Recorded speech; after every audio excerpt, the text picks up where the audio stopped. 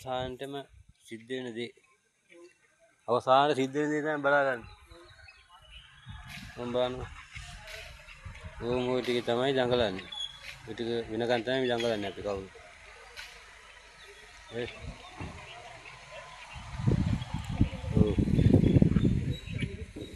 මිනිස්සු සෙනඟ සූ ගාලා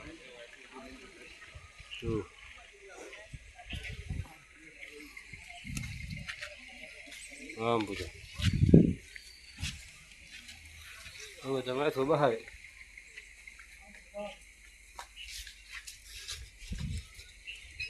තෝන් තිබ්බා තල්ලු කරා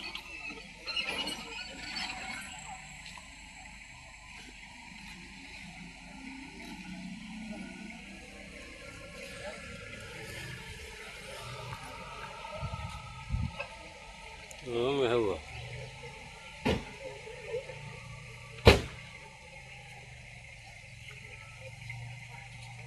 අඬන්නත් කවුරුත් නෑ, වැළපෙන කවුරුත් ඇත්තෙත් නෑ. ගියා පිච්චුවා ආවා.